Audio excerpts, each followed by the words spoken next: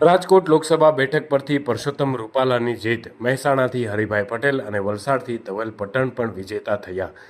ગુજરાતમાં લોકસભા ચૂંટણીના પરિણામો આવવાના શરૂ થયા છે, જેમાં રાજ્યમાં કેન્દ્રીય ગૃહમંત્રી અમિત શાહની જીત સાથે ભાજપની અનેક નેતાઓએ પણ જીત મેળવી છે, જેમાં સૌપ્રથમ રાજકોટના ભાજપના ઉમેદવાર અને કેન્દ્રીય મંત્રી પરસોત્તમ રૂપાલાની જીત થઈ છે। કોંગ્રેસના ઉમેદવાર પરેશ ધાનાણીએ હાર સ્વીકારીને શુભેચ્છા પાઠવી હતી। મહેસાણા લોકસભા બેઠક પર ભાજપ ઉમેદવાર હરિભાઈ પટેલ પણ વિજેતા બન્યા છે, જ્યારે વલસાડ બેઠક પરથી ભાજપના ઉમેદવાર ધવલ પટેલની પણ જીત થઈ છે। આ સાથે જ રાજકોટ લોકસભા બેઠક પરથી જીત થતાની સાથે જ પરસોત્તમ રૂપાલાએ મીડિયા સમક્ષ પોતાનું નિવેદન આપ્યું હતું।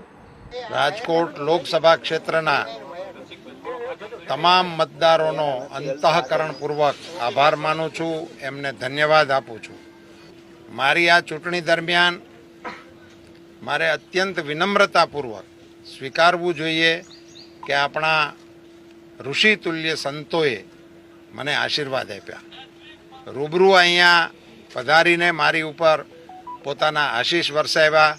મેં ચૂંટણીમાં હું આવ્યો તો એ વખતે પણ જે વિધાન કર્યું હતું એ વિધાનને પણ હું વળગી રહીશ કે અમારે અહીંયા અમારા આગેવાનોએ વિકાસની જે કેડીને કંડારેલી છે એ મશાલ મારે લેવાની છે, અને એ વાત જ્યાં અટકી હશે અથવા તો જે ચાલુ હશે અથવા તો જે કંઈ કરવાનું બાકી હશે એમાં હું મારી રીતે મને મળેલી તકનો અને મારી સમજણ શક્તિનો ઉપયોગ કરવા માટે હરદમ તૈયારી